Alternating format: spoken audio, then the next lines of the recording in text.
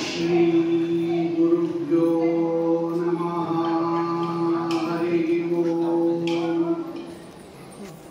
ಪರಮ ಗುರುಭ್ಯೋ ನಮಃ. ಹರಿ ಓಂ.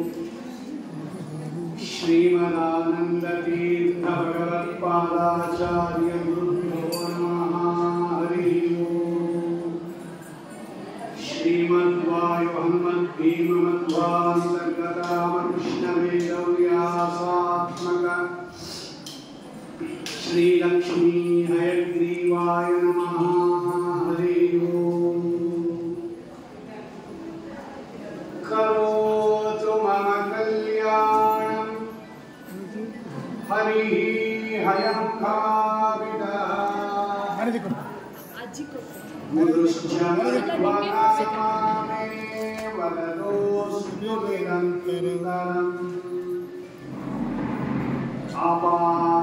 ಆಪಾದಮೌಳಿಪರ್ಯಂತಂ ಗುರುಣಾಂ ಆಪ್ತಿಂ ಸ್ಮರೇತ್ ತೇನ ವಿಘ್ನಾಃ ಪ್ರಣಶ್ಯಂತಿ ಸಿದ್ಧ್ಯಂತಿ ಚ ಮನೋರಥಾಃ.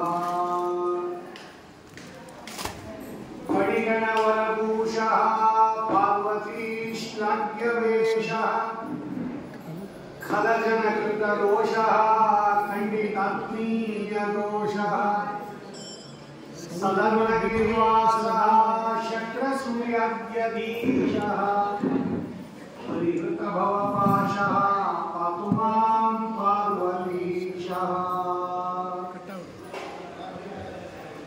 ಯಸ್ಯ ಪ್ರಚಂಡ ತಪಸಾ ಶ್ರುತಿಗೀತವೃತ್ತಃ ತುಷ್ಟೋ ಹರಿಕ್ಕಿಲವಶಂ ವದತಾಮವಾಪ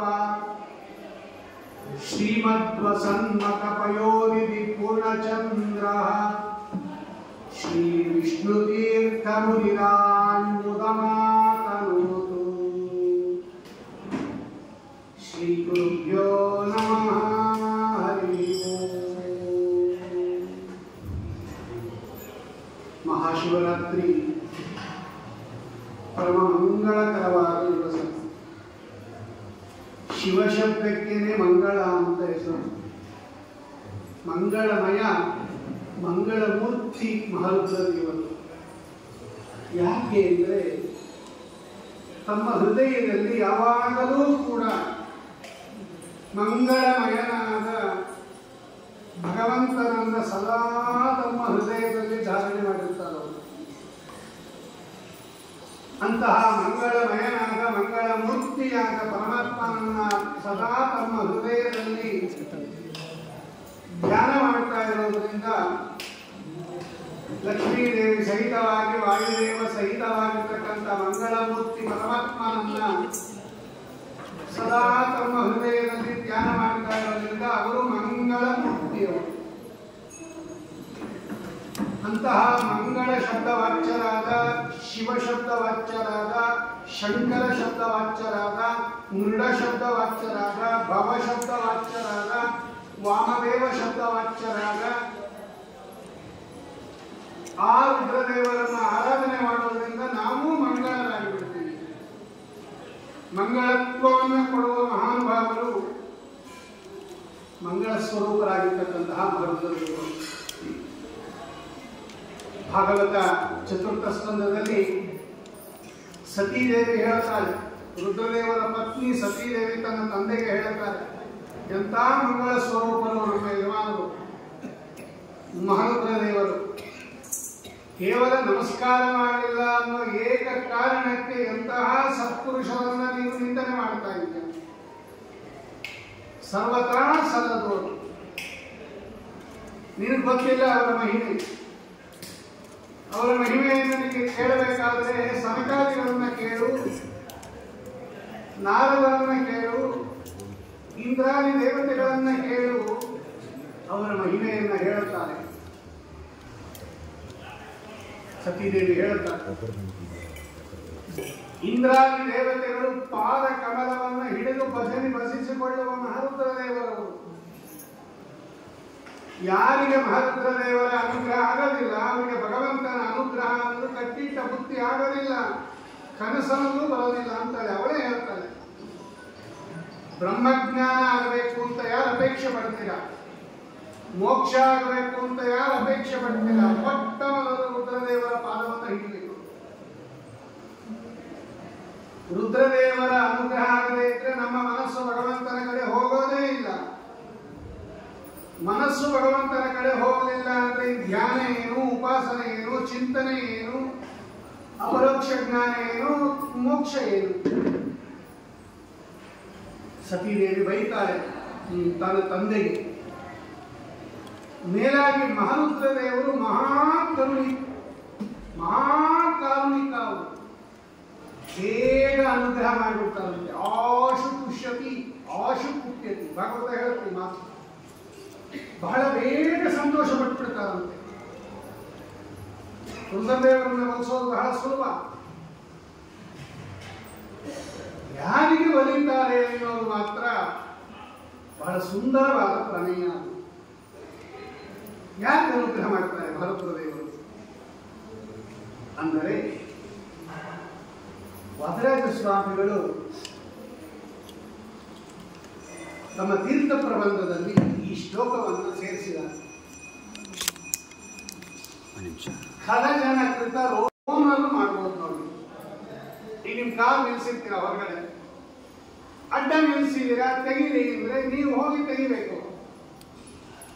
ನಾನು ನಿಮ್ ಕಾಲನ್ನು ತೆಗಿಯಕ್ಕಾಗಲ್ಲ, ಯಾಕಂದ್ರೆ ನಿಮ್ ಕಾಲಿನ ಕೀ ನನ್ನ ಹತ್ರ ಇಲ್ಲ. ಅವಾಗ ನೀವೇನ್ ಮಾಡ್ತೀರಾ, ನಿಮ್ಮ ಹತ್ರ ಕೀ ಇರೋದ್ರಿಂದ, ಬಿಗಿತ್ತೆ ಇರೋದ್ರಿಂದ ಕಾಲನ್ನ ತೆಗೆದು ಪಕ್ಕಕ್ಕೆ ಇಡ್ತೀರಾ. ಅರ್ಥಾತ್ ಆ ಕಾಲನ್ನ ಮೂವ್ ಮಾಡೋದಿಕ್ಕೆ ನೀವು ಮೂನದು. ಹಾಗೆ ಈ ಮನಸ್ಸು ಅನ್ನೋದು ಒಂದು ವೆಹಿಕಲ್. ಈ ಮನಸ್ಸು ಈ ಕಡೆ ನಿಂತ್ಕೊಂಡಿದೆ, ಈಗ ವಿಷಯ ಪದಾರ್ಥಗಳ ಕಡೆ ನಿಂತ್ಕೊಂಡಿದೆ. ಇದನ್ನ ತೆಗೆದು ಭಗವಂತನ ಕಡೆ ನಿಲ್ಲಿಸಬೇಕು. ಅದಾಗದೆ ಹೋಗೋದಿಲ್ಲ. ಜಡ ಪದಾರ್ಥ ಮನಸ್ಸು ಕಾರಣವಲ್ಲ, ಪಾಪ ಪುಣ್ಯಕ್ಕೆಲ್ಲ ಅನಲಕ್ಷ ನಿನ್ನ ಪ್ರೇರಣೆಯಲ್ಲ. ಅದನ್ನೇ ನಾವು ಚಲವಾದರಾಜ ಹೇಳಿರೋದು. ಜಡವಾದ ಮನಸ್ಸು ತಾನೇ ತಾನಾಗಿ ಹೋಗೋದಿಲ್ಲ. ಅದಕ್ಕೆ ಓನರ್ ಇದಾರಲ್ಲ, ಅವರು ಅದನ್ನು ಮೂವ್ ಮಾಡಬೇಕು. ಹೇಗೆ ಗಾಡಿ ನೀವು ಮೂವ್ ಮಾಡುತ್ತಾರೆ ಒಂದು ಕಡೆಯಿಂದ, ಜಡವಾದ ಮನಸ್ಸನ್ನ ನಿಯಂತ್ರಣ ಮಾಡುವ ಮಹಾರುದ್ರದೇವರ ಕೈಯಲ್ಲಿದೆ ಅದು. ಅವರು ಅದನ್ನ ನೋಡ್ರಿ ಮೂವ್ ಮಾಡ್ತಾರೆ, ಅವ್ರನ್ನ ಪ್ರಾರ್ಥನೆ ಮಾಡಿಕೊಂಡು.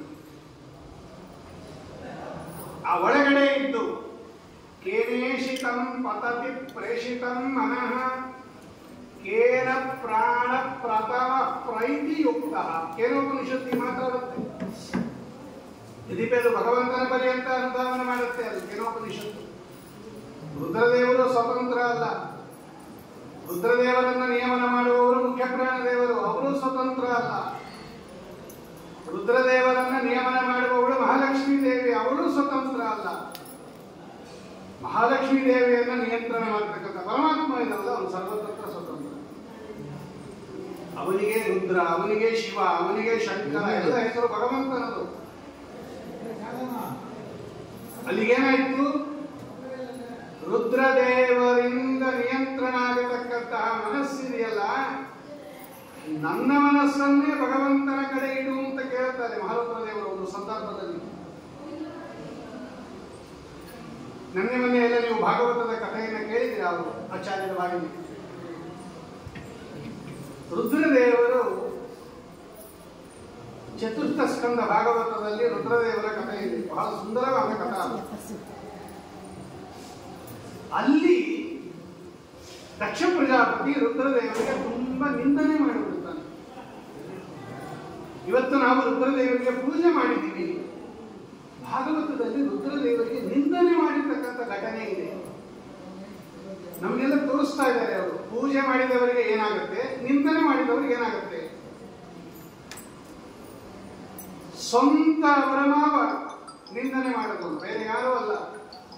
ತಾರತಮ್ಯದಲ್ಲಿ ಚಿಕ್ಕವನು ಲೋಕದೃಷ್ಟಿಯಿಂದ ಮಾವ ಅನ್ನಿಸ್ಕೊಂಡು ದೊಡ್ಡವನಾಗಿರ್ತಕ್ಕಂಥ ದಕ್ಷ ಪ್ರಜಾಪತಿ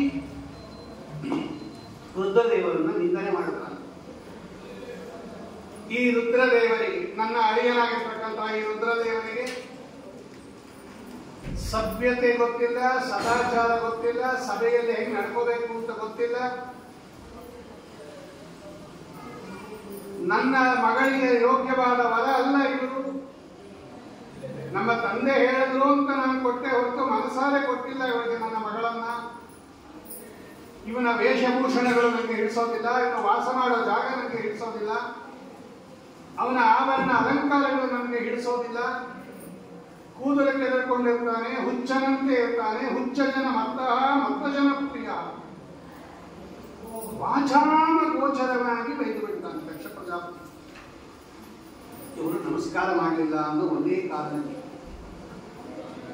ಆವಾಗಲೂ ರುದ್ರದೇವರು ಸುಮ್ಮನೆ ಇದ್ದಾಗ ಯಜ್ಞಭಾಗಂ ನಲಭೇತ ದೇವೈ ದೇವಗಣಾತಮ, ಇನ್ನು ಮೇಲೆ ಯಾರು ರುದ್ರದೇವರಿಗೆ ಆಹುತಿ ಕೊಡಬೇಡಿ ಯಜ್ಞದಲ್ಲಿ, ಇಷ್ಟು ಬೈದು ಬಿಟ್ಟ ದಕ್ಷ ಪ್ರಜಾಪತಿ.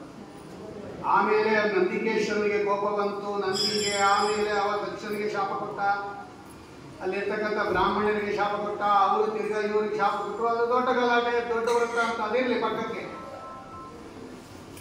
ರುದ್ರದೇವರಿಗೆ ಏನಾಯಿತು ಅಂತ ಪ್ರಶ್ನೆ ಇಲ್ಲ. ದಕ್ಷ ಪ್ರಜಾಪತಿ ಬೈದಿದ್ದಕ್ಕೆ ಮಹಾರುದ್ರದೇವರಿಗೆ ಏನಾಯಿತು? ಅವರ ಮನಸ್ಸು ಯಾವ ಉನ್ನತ ಮಟ್ಟದಲ್ಲಿದೆ ನೋಡ್ರಿ.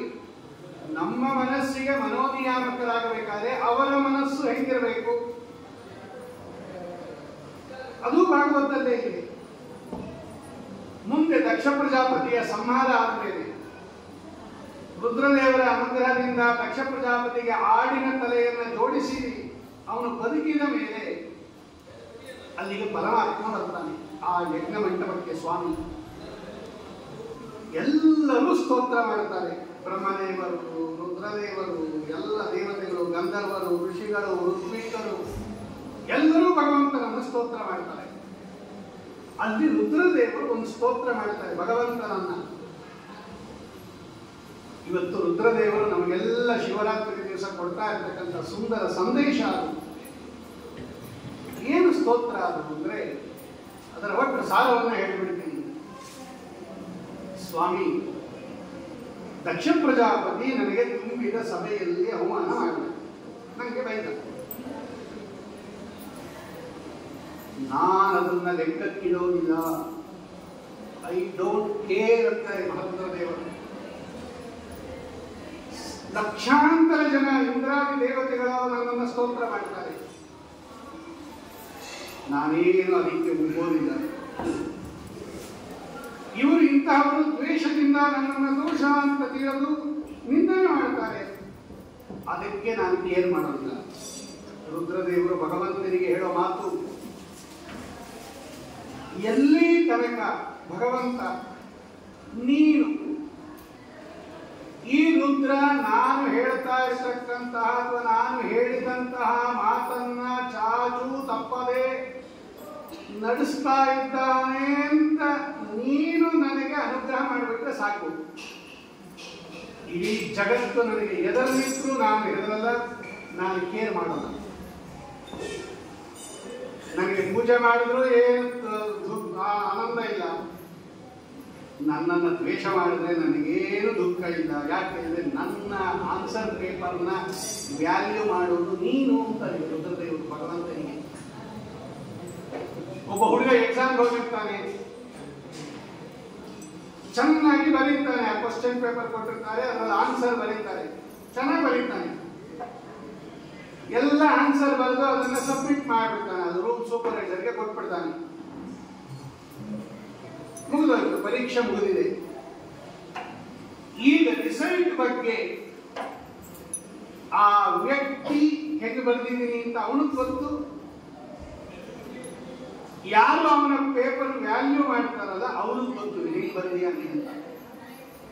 ಇವರಿಬ್ಬರಿಗೆ ಬಿಟ್ಟು ಯಾರಿಗೂ ಗೊತ್ತಿಲ್ಲ. ಬೇಕಾದಷ್ಟು ಜನ ಬೇಕಾದ್ದು ಮಾತಾಡ್ಬೋದು, ಇವ್ನು ಸರಿಯಾಗಿ ಓದಿಲ್ಲ, ಇವನು ಎಕ್ಸಾಮ್ ಅಲ್ಲಿ ಸರಿಯಾಗಿ ಮಾಡಿರಲ್ಲ, ನಮ್ಗೆ ಗೊತ್ತು ಅಂತ ಬೇಕಾದ ಜನ ಹೇಳ್ಬೋದು. ಅದು ಯಾವುದು ಕೌಂಟ್ ಆಗಲ್ಲ. ಅಥವಾ ನಮ್ಮ ಹುಡುಗ ತುಂಬಾ ಚೆನ್ನಾಗಿ ಮಾಡಿದ್ದಾನೆ, ನೂರಾರು ಜನ ಹೇಳ್ಬೋದು. ಆದ್ರೆ ಆ ಆನ್ಸರ್ ಪೇಪರು ಮತ್ತು ಅದರ ವ್ಯಾಲ್ಯೂಯೇಷನ್ ಅವರಿಬ್ಬರಿಗೆ ಸಂಬಂಧಪಟ್ಟದ್ದು.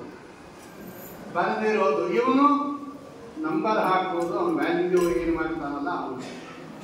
ಇವ್ರು ಬೇಕಾದ ಹೇಳ್ಕೊಳ್ಳಿ, ಚೆನ್ನಾಗಿ ಬರೆದಿಯಾನೆ ಅಂತ ಹೇಳಿ, ಚೆನ್ನಾಗಿ ಬರೆದಿಲ್ಲ ಅಂತ ಹೇಳ್ರಿ, ಇವ್ರದ್ದು ಲೆಕ್ಕಕ್ಕೆ ಬರಲ್ಲ. ಇವ್ರು ಹೇಗೇನಾದ್ರು ಬರೀತಾರ, ಇವ್ರ ಕೈಲಿ ಆನ್ಸರ್ ಪೇಪರ್ ಕೊಡ್ತಾರ, ಇವ್ರು ಅದನ್ನು ಚೇಂಜ್ ಮಾಡೋಕ್ಕಾಗತ್ತಾ, ಅವ್ರಿಗೆ ನಂಬರ್ ಕೊಡೋಕ್ಕಾಗತ್ತಾ?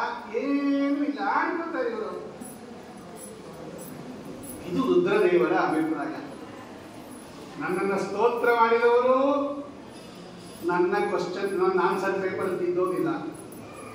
ನನ್ನನ್ನು ದ್ವೇಷ ಮಾಡಿದವರು ನನ್ನ ಆನ್ಸರ್ ಪೇಪರ್ ತಿದ್ದೋದಿಲ್ಲ. ನೀನು ನನ್ನ ಪೇಪರ್ ವ್ಯಾಲ್ಯೂ ಮಾಡೋದು ಭಗವಂತ, ನೀನು ಒಪ್ಪುಬಿಟ್ರೆ ಸಾಕು. ರುದ್ರದೇವರು ನನ್ನ ಆಜ್ಞೆಯಂತೆ ಬಾಳ್ತಾ ಇದ್ದಾರೆ ಅಂತ ನಿನ್ನ ಚಿತ್ತಕ್ಕೆ ಬಂದ್ಬಿಟ್ರೆ ನಾ ಗೆದ್ದೆ, ನಾನು ಇವನ್ನೆಲ್ಲ ಕೇರೆ ಮಾಡಲ್ಲ ಅಂತ. ಎಂತಹ ಮನಸ್ಸು ಮಹಾರುದ್ರದೇವರು. ಅರ್ಥಾತ್ ನೀವು ಬೈತಾ ಇದ್ದಾಗಲೂ ಅವ್ರ ಮನಸ್ಸು ಭಗವಂತನಲ್ಲಿರುತ್ತೆ, ನಾವು ಪೂಜೆ ಮಾಡ್ತಾ ಇದ್ದಾಗಲೂ ಅವ್ರ ಮನಸ್ಸು ಭಗವಂತನಲ್ಲಿರುತ್ತೆ. ಅಷ್ಟು ಮನಸ್ಸಿನ ಮೇಲೆ ಹತೋಟಿ ಹೊಂದಿರತಕ್ಕಂಥವ್ರು ಅವರು. ಅದಕ್ಕೆ ಅವರಿಗೆ ನಮ್ಮ ಮನಸ್ಸಿನ ಮೇಲೆ ಅಷ್ಟು ಹತೋಟಿ ಇರೋದು. ತನ್ನ ಮನಸ್ಸಿನ ಮೇಲೆ ಯಾರಿಗೆ ತನ್ನ ಹತೋಟಿ ಇಲ್ಲವೋ ಅವರಿಗೆ ಇನ್ನೊಬ್ಬರ ಮನಸ್ಸಿನ ಹತೋಟಿಯನ್ನು ತಗೊಳ್ಳೋದಕ್ಕೆ ಎಲ್ಲಿ ಪವರ್ ಇರುತ್ತೆ, ಎಲ್ಲಿ ಸಾಧ್ಯ ಇರುತ್ತೆ. ಅದಕ್ಕೋಸ್ಕರ ನಮ್ಮೆಲ್ಲರ ಮನಸ್ಸಿಗೆ ಮನೋನಿಯಾಮಕರಾಗಿ ನಮ್ಮೆಲ್ಲರ ಮನಸ್ಸನ್ನು ಭಗವಂತನ ಕಡೆಗೆ ಗಳಿಸುವ ಸುಂದರ ಮೂರ್ತಿಯು ವಾಮ ಅಂತ ಕರೀತಾರೆ. ವಾಮದೇವ ಅಂತ ಹೆಸರು ರುದ್ರದೇವರಿಗೆ. ವಾಮ ಅಂದರೆ ಸುಂದರ ಮೂರ್ತಿಯದು. ರುದ್ರದೇವರ ಮೇಲೆ ನೋಡುವ ಮೂರ್ತಿ ಅದು ಭಗವಂತನ ಆಜ್ಞೆಯಂತೆ ಅವರು ಪಾಲನೆ ಮಾಡಿರ್ತಕ್ಕಂಥದ್ದು. ದೊಡ್ಡ ಭಗವಂತನ ಆಜ್ಞೆಯಂತೆ ಧಾರಣೆ ಮಾಡಿರುವ ವೇಷ ಅದು. ಒಳಗಡೆ ಪರಮ ಸುಂದರರಾಗಿದ್ದಾರೆ. 12 ಊರ್ಧ್ವಪುಂಡ್ರಗಳನ್ನು ಧಾರಣೆ ಮಾಡಿದ್ದಾರೆ, ಪಂಚಮುದ್ರಗಳನ್ನು ಧಾರಣೆ ಮಾಡಿದ್ದಾರೆ, ಅಂಗಾರಾಕ್ಷತೆಯನ್ನು ಧಾರಣೆ ಮಾಡಿದ್ದಾರೆ, ತುಳಸಿ ಮಣಿಯನ್ನು ಧಾರಣೆ ಮಾಡಿದ್ದಾರೆ. ಕಿವಿಯಲ್ಲಿ ತುಳಸಿ ಇದೆ ರುದ್ರದೇವರ ಕಿವಿಯಲ್ಲಿ. ವಾದಿರಾಜ ಸ್ವಾಮಿಗಳು ಬರೀತಾರೆ ಸರಸಭಾರತಿ ವಿಲಾಸದಲ್ಲಿ ಇಷ್ಟು ವಿಷಯವನ್ನು. ಬರೀ ರುದ್ರದೇವರಲ್ಲ, ಅವ್ರ ಫ್ಯಾಮಿಲಿ ಪೂರ್ತಿ ಯಾರ್ಯಾರು ನಮ್ಮ ಕಕ್ಷಾ ತಾರತಮ್ಯದಲ್ಲಿ ಬಂದಿದ್ದಾರೆ ಇವರೆಲ್ಲ ವಿಷ್ಣು ಭಕ್ತರು, ವೈಷ್ಣವರು, ವಿಷ್ಣು ಚಿಹ್ನೆಯಿಂದ ಲಾಂಛಿತರಾದವರು. ಅದಕ್ಕೆ ವೈಷ್ಣವರು ಪ್ರತಿಷ್ಠಾಪನೆ ಮಾಡಿದ ರುದ್ರದೇವರನ್ನ, ವೈಷ್ಣವ ಲಾಂಛನವನ್ನು ಧಾರಣೆ ಮಾಡಿರ್ತಕ್ಕಂತಹ ರುದ್ರದೇವರ ದರ್ಶನ ಮಾಡಿ ಶಿವರಾತ್ರಿ ದಿವಸ ಬೇರೆ ಎಲ್ಲೆಲ್ಲೋ ಹೋಗಬೇಡಿ ಅಂತಾರೆ. ಯಾಕೆ? ಮೂಲತಃ ರುದ್ರದೇವರು ಪರಮ ವೈಷ್ಣವರು. ವೈಷ್ಣವಾನ ಯಥಾ ಶಂಭು ಭಾಗವತದಲ್ಲಿದೆ. ಅದು ವಾಯುದೇವರನ್ನು ಬಿಟ್ಟು ಬಿಟ್ರೆ ನೆಕ್ಸ್ಟ್ ವೈಷ್ಣವರಲ್ಲಿ ಯಥಾ ಶಂಭು. ಉದಾಹರಣೆ ಕೊಡುವಾಗ ಭಾಗವತ ಎಂಥ ಗ್ರಂಥ ಅಂತ ಹೇಳೋ ಕಾಲಕ್ಕೆ ನದಿಯಲ್ಲಿ ಗಂಗಾ ನದಿ ಹೇಗೆ ಶ್ರೇಷ್ಠನೋ, ವೈಷ್ಣವರಲ್ಲಿ ರುದ್ರದೇವರು ಹೇಗೆ ಶ್ರೇಷ್ಠವೋ ಹಾಗೆ ಪುರಾಣಗಳಲ್ಲಿ ಭಾಗವತ ಶ್ರೇಷ್ಠ ಅಂತಿದೆ. ದ್ವಾದಶ ಸ್ಕಂದದ 13ನೇ ಅಧ್ಯಾಯದಲ್ಲಿ ಎಲ್ಲ ವಾದಿರಾಜ ಸ್ವಾಮಿಗಳು ಸರಸಭಾರತಿ ವಿಲಾಸದಲ್ಲಿ ಬರೀತಾರೆ. ರುದ್ರದೇವರನ್ನ ವರ್ಣನೆ ಮಾಡುವಾಗ ಸರ್ವ ದೇವತೆಗಳು, ಸರ್ವ ದೇವತಾ ಸ್ತ್ರೀಯರು, ಎಲ್ಲ ವೈಷ್ಣವರು, ವಿಷ್ಣು ಭಕ್ತರು, ವಿಷ್ಣು ಚಿಹ್ನೆಯಿಂದ ಲಾಂಛಿತರಾದವರು. ಅದು ಒಳಗಡೆ ಇರೋ ರೂಪ, ಅದು ರುದ್ರದೇವರ ರೂಪ. ಈಚೆ ಕಡೆ ಇರೋ ರೂಪ ಬಾಹ್ಯ ಜಗತ್ತಿಗೆ ಭಗವಂತನ ಆದೇಶದಂತೆ ತೋರಿಸ್ತಾ ಇರೋ ರೂಪ. ಒಳಗಡೆ ಹಂಗೆ ಇದ್ದಾರೆ ಅಂತ ತಿಳ್ಕೊಂಡ್ಬಿಟ್ಟು ಅವರೆಲ್ಲ ಬೇರೆ ಗುಂಪಿಗೆ ಸೇರಿದವರು ಅನ್ಕೋಬೇಡಿ. ಅನ್ಯನಲ್ಲವೋ ನಾನು ಗುರುವೆಂಬೆ ನಿನ್ನ, ಇನ್ನಾದರೂ ತೋರೋ ಧೀರ ಮುಕ್ಕಣ್ಣ ಧವಳ ಗಂಗೆಯ ಗಂಗಾಧರ ಮಹಾಲಿಂಗ ಮಾಧವನ ತೋರಿಸಯ್ಯ ಗುರುಕುಲೋತ್ತುಂಗ. ವಾದಿರಾಜ ಸ್ವಾಮಿಗಳು ಅನ್ಯನಲ್ಲವೋ ನಾನು, ಬೇರೆಯವನು ಅಂತ ನನ್ನನ್ನು ತಿರಸ್ಕಾರ ಮಾಡಬೇಡ ಭಗವಂತ. ಹೇ ರುದ್ರದೇವ, ಹೇ ಮಹನೀಯ, ಗುರುವೆಂಬೆ ನಿನ್ನ. ಗುರುಸ್ಥಾನದಲ್ಲಿ ಇರತಕ್ಕಂಥವ್ರು ಬರೀ ನಮಗೆ ಮಾತ್ರ ಅಲ್ಲ, ಇಂದ್ರಾದಿ ದೇವ ಗಣ ವಂದಿತ ಪಾದಪದ್ಮಂ ಚಂದ್ರಾರ್ಥ ಚೂಡಮರವಿಂದ ದಲಾಯತಾಕ್ಷಂ ಕಂದರ್ಪ ವೈರಿಣ ಮನಿಂದ ಮಮಂದ ಭೋಗಂ ತಂ ದೇವದೇವಂ ಆಶ್ರಯ ವಿಶ್ವನಾಥಂ ಛಂದಸ್ತಯಸ್ತದ ಚರಿತ್ರ ಪುರತ್ರಯಾರೆ. ವೇದಗಳು ಹೊರದಂತ ಇದೆ. ಈ ವೇದ ಪ್ರತಿಪಾದ್ಯ ದೇವತೆಯವರು ರುದ್ರದೇವರು ಇವತ್ತಕ್ಕಾದ ಅಭಿಷೇಕದ ಟೈಮಲ್ಲಿ ಅದೇ ಹೇಳಿರೋದು. ರುದ್ರ ಚಮಕ ರುದ್ರ ನಮಕ ಏನದು? ಅದು ಯದ್ಯಪಿ ಭಗವಂತನನ್ನ ಹೇಳ್ತಾ ಇದೆ, ಸರ್ವೇ ವೇದ ಇತ್ಪದಮಾನಂತಿ. ತದನಂತರದಲ್ಲಿ ಲಕ್ಷ್ಮೀ ದೇವಿಯನ್ನ, ತದನಂತರದಲ್ಲಿ ವಾಯುದೇವರನ್ನ, ತದನಂತರದಲ್ಲಿ ರುದ್ರದೇವರನ್ನು ಹೇಳ್ತಾ ಇದೆ. ಅದು ವೇದ ಪ್ರತಿಪಾದ್ಯ ಗುರುಗಳು ಮಹಾರುದ್ರದೇವರು. ನಿಜವಾಗಲೂ ರುದ್ರದೇವರ ಪರಿಚಯ ನಮಗಾಗಬೇಕು ಅಂದ್ರೆ ವಾದಿರಾಜ ಸ್ವಾಮಿಗಳ ಗ್ರಂಥ ಓದಬೇಕು. ಎಷ್ಟು ಕಳಕಳಿ ಅವರಿಗೆ, ಅವರು ಎಷ್ಟು ಭಕ್ತರು, ನಮಗೆಲ್ಲ ಎಷ್ಟು ತೋರಿಸ್ಕೊತಾರೆ. ರುದ್ರದೇವರ ಆರಾಧನೆಯನ್ನು ಹೇಗೆ ಮಾಡಬೇಕು? ಮೌಲವು ಯಚ್ಚರಣಂಬು ಪಾಲಫಲಕೆ ಯಸ್ಯಂಗ್ರಿ ರೇಣುಕಥ ಕರ್ಣೆ ವಾಚಿ ಯದೀಯ ನಾಮ ಹೃದಿ ಯದ್ರೂಪಂ ಯದಾಸ್ವಾದಿತಂ ಯತ್ತಪಸೆ ಪಟಿಂ ಕಟತಿಟಂ ವ್ಯಾಘ್ರಾಜಿನೇ ಸಂಸ್ಕೃತಿ ಪಾದೋ ಯತ್ಪುರಚಾರಿಣೌ ಸಹಿಸದ ಮೃತ್ಯುಂಜರ ಕಿಂಕರ ಸತ್ಶಂಕರ ಕಿಂಕರ. ಅಪಾದ ಮಸ್ತಕ ನೋಡ್ರಿ ರುದ್ರದೇವರು ಅಂತಾರೆ ವಾದಿರಾಜ. ಎಂತ ವೈಷ್ಣವರು, ಅಲ್ಪ ಸ್ವಲ್ಪ ವೈಷ್ಣವರಲ್ಲ. ತತ್ಕಿಂಕರ, ಅದೇ ಕಾಶಿಯಲ್ಲಿ ವಿದ್ಯಮಾನರಾಗಿರ್ತಕ್ಕಂಥ ಬಿಂದು ಮಾಧವ ಮೂರ್ತಿಯ ಕಿಂಕರರು ನಮ್ಮ ರುದ್ರದೇವರು ಅಂತಾರೆ ವಾದಿರಾಜ ಸ್ವಾಮಿಗಳು. ಏನು ರುದ್ರದೇವರು ಹೆಂಗೆ ಹೇಳಿದ್ರು? ನ್ಯಾಯ ಸಂಚಾರ ಮಾಡ್ತಾರೆ ಅವರು. ಒಬ್ಬ ವ್ಯಕ್ತಿ ವೈಷ್ಣವನಾಗಬೇಕಾದ್ರೆ ಅವನು ವಿಷ್ಣು ಸಂಬಂಧಿ ಆಗಿರ್ಬೇಕು. ಅವನು ಆಪಾದ ಮಸ್ತಕ ವಿಷ್ಣು ಸಂಬಂಧಿ ಆಗಿರಬೇಕು. ಆಗ ನೋಡಿ ಅವರು ಪರಮ ವೈಷ್ಣವ. ಮೊದಲು ತಲೆ ಮೇಲೆ ಭಗವಂತನ ಪಾದೋದಕ ಇರಬೇಕು. ಹರಿನಿರ್ಮಾಲ್ಯವ ಶಿರದಿ ಧರಿಸುತ್ತಿರು ಮೌಲವು ಎಚ್ಚರಣ ಅಂಬುಪಾದ ಫಲಕ್ಕೆ ಪರ್ಮನೆಂಟ್ ಆಗಿ ಇಟ್ಕೊಂಡಿದ್ದಾರೆ ಮರದೊಂದಿರು. ಹರಿಪಾದೋದಕವನ್ನ ಪರ್ಮನೆಂಟ್ ಆಗಿ ಇಟ್ಕೊಂಡಿದ್ದಾರೆ. ರುದ್ರ ಗಂಗಾದೇವಿಯನ್ನ, ಭಾಗೀರಥಿ, ಭಗವಂತನ ಪಾದದ ಉದಕ ತಮ್ಮ ತಲೆಯ ಮೇಲೆ ಧಾರಣೆ ಮಾಡಿದ್ದಾರೆ. ತಲೆಗೆ ವೈಷ್ಣವತ್ವ ಅಂತ. ಆಮೇಲೆ ಪಾಲಫಲಕ್ಕೆ ಯಸ್ಯಾಂಗ್ರಿ ರೇಣು ಗೋಪಿಚಂದ್ರವನ್ನು ಧಾರಣೆ ಮಾಡಿದ್ದಾರೆ. ಪರಮಾತ್ಮನ ಪಾದ ರೇಣು ಅದು. ಕೃಷ್ಣ ಪರಮಾತ್ಮನ ಪಾದ ಧೂಳಿನೇ ಅದು. ನಾವೆಲ್ಲ ಧಾರಣೆ ಮಾಡ್ತಕ್ಕಂಥ ದ್ವಾರಕಾ ಮಣ್ಣದು. ರುದ್ರದೇವರು ಧಾರಣೆ ಮಾಡಿದ್ದಾರೆ ಅದನ್ನೇ. ಯಸ್ಯಾಂಗ್ರಿ ರೇಣು ಪಾಲಪದಕ್ಕೆ ಕರ್ಣೆ ವಾಚಿ ಯದೀಯ ನಾಮ. ಯಾವ ಕಥಾ ಕರ್ಣೆ, ಯಾವಾಗಲೂ ಭಗವಂತನ ಕಥೆಯನ್ನ ಕೇಳ್ತಿರ್ತಾರಂತೆ ರುದ್ರದೇವರು. ನೋಡಿ, ತಲೆಗೆ ಭಗವಂತನ ಸಂಬಂಧ, ಹಣೆಗೆ ಭಗವಂತನ ಸಂಬಂಧ, ಕಿವಿಗೆ ಭಗವಂತನ ಸಂಬಂಧ. ವಾಚಿ ಯದೀಯ ನಾಮ. ಶ್ರೀರಾಮ ರಾಮ ರಾಮೇತಿ ರಮೇ ರಾಮೇ ಮನೋರಮೇ ಸಹಸ್ರನಾಮ ತತ್ತುಲ್ಯಂ ರಾಮನಾಮ ವರಾನನೇ. ಆ ಮಂತ್ರ ಈ ಮಂತ್ರ ಜಪಿಸಿ ಕೆಡಲು ಬೇಡ.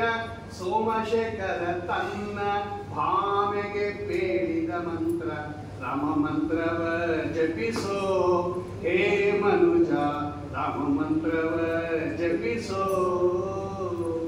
ಸೋಮಶೇಖರ ತನ್ನ ಭಾಮೆಗೆ ಬೇಡಿದ ಮಂತ್ರ ಬೃಂದದಾಸರು ದಾಖಲೆ ಮಾಡ್ತಾರೆ. ತೊಡೆ ಮೇಲೆ ಪಾರ್ವತಿ ದೇವಿಯರನ್ನು ಕೂಡಿಸ್ಕೊಂಡು ರಾಮತಾರಕ ಮಂತ್ರ ಉಪದೇಶ ಮಾಡ್ತಾ ಇದ್ದಾರೆ ಮಹಾರುದ್ರ ದೇವರು. ಪಾರ್ವತಿ ಸಹಿತ ಗಿರಿಜಾರಮಣ ಅವರು ಯದೀಯ ವಾಚಿ ನಾಮ, ಪರಮಾತ್ಮನ ನಾಮವನ್ನು ಉಚ್ಚಾರಣೆ ಮಾಡಿ ಮಾಡಿ ಮಾಡಿ ಮಾಡಿ ಮಾಡಿ ಅವರ ಕಣ್ಣಿಗೆ ನಾಲಿಗೆಗೆ ವೈಷ್ಣವತ್ವ ಬಂದಿದೆ. ಒಂದೊಂದು ಇಂದ್ರಿಯಕ್ಕೂ ವೈಷ್ಣವತ್ವ ಇದೆ ಅಂತಾರೆ ವಾದಿರಾಜರು. ಹೋಲ್ಸೇಲ್. ಹೃದಯ ಯದ್ರೂಪಂ, ಬರೀ ಬಾಯಲ್ಲಿ ನಾಮೋಚ್ಚಾರಣೆ ಮಾಡ್ತಾ ಇದ್ದಾರೆ ಅಂತ ಹೃದಯದಲ್ಲಿ ಯಾವಾಗಲೂ ಆ ರೂಪವನ್ನ ಚಿಂತನೆ ಮಾಡ್ತಾ ಇರ್ತಾರೆ. ಆಚಾರ್ಯರು ಮಹಾಭಾರತ ತಾತ್ಪರ್ಯದಲ್ಲಿ ಹೇಳ್ತಾರೆ, ಸ್ತುಹಿ ಶ್ರುತಂ ಗತ್ತ ಸತಂ ಯುವಾನಂ ಮೃಗಂ ನ ಭೀಮಂ ಉಪಹತ್ನು ಮುಗ್ರಂ ಮೃಡಾಚರಿತ್ರೇ ರುದ್ರಸ್ತವಾನೋ ಅನ್ಯಂತೆ ಅಸ್ಮಿನ್ನಿವ ಪಂತು ಸೇನಾ. ರುದ್ರದೇವರು ಧ್ಯಾನ ಮಾಡುವ ನರಸಿಂಹದೇವರ ಸ್ಥಿತಿಯನ್ನು ವೇದ ಮಂತ್ರ ಅದು. ಗತ್ತ ಸದಂ, ಗತ್ತ ಅಂದ್ರೆ ಹೃದಯ ಗುಹೆ, ಅಲ್ಲಿರ್ತಕ್ಕಂತಹ ಯುವಾನಂ ಯುವಕನಾಗಿರ್ತಕ್ಕಂತಹ ಮೃಗನ್ನ ಮೃಗ ಇವ ಸಿಂಹ ಇವ, ದುಷ್ಟರಿಗೆ ಸಿಂಹದಂತೆ ಇರ್ತಕ್ಕಂತಹ ಯುವಾನಂ ಮೃಗನ್ನ ಭೀಮಂ ಭಯಂಕರನಾಗಿರ್ತಕ್ಕಂತಹ ಮೃಡಾ ಚರಿತ್ರೆ ರುದ್ರ ಸ್ತವಾನ. ಅಂತಹ ನರಸಿಂಹದೇವರು ನಿಮ್ಮ ಉಪಾಸ್ಯ ಮೂರ್ತಿಗಳಾಗಿರ್ತಕ್ಕಂತಹ ನರಸಿಂಹದೇವರನ್ನು ನೀವು ಸ್ತೋತ್ರ ಮಾಡಿರಿ ಅಂತ ವೇದ ಮಂತ್ರ ಉದಾಹರಣೆ ಮಾಡುತ್ತಾರೆ. ಅಂತಹ ರಾಮ ರೂಪವನ್ನ, ನರಸಿಂಹ ರೂಪವನ್ನ ಸದಾ ತಮ್ಮ ಹೃದಯದಲ್ಲಿ ಧ್ಯಾನ ಮಾಡ್ತಾ ಇರತಕ್ಕಂಥ ಮಹಾನುಭಾವರು. ಹೃದಯಕ್ಕೆ ಭಗವಂತನ ಸಂಬಂಧ, ಆಮೇಲೆ ಕಿವಿಗೆ ಭಗವಂತನ ಸಂಬಂಧ, ಕಣ್ಣಿನಿಂದ ಭಗವಂತನ ರೂಪ ನೋಡ್ತಕ್ಕಂಥದ್ದು, ಕಿವಿಯಿಂದ ಭಗವಂತನ ಕಥೆಯನ್ನ ಕೇಳತಕ್ಕಂಥದ್ದು, ಆಮೇಲೆ ಕುಕ್ಷಿಯಲ್ಲಿ ಭಗವಂತನಿಗೆ ಅರ್ಪಿತವಾದ ನೈವೇದ್ಯ. ವಾದರಾಜರು ಹೇಳ್ತಾರೆ, ಯದೀಯ ರೂಪ ಯದ್ ಆಸ್ವಾದಿತಂ ಕುಕ್ಷೌ, ಯದಾಸ್ವಾದಿತಂ ಯದ್ ಭಗವತ ಆಸ್ವಾದಿತಂ ಭಗವದ್ ನಿವೇದಿತಂ ತತ್ ಕುಕ್ಷೌ.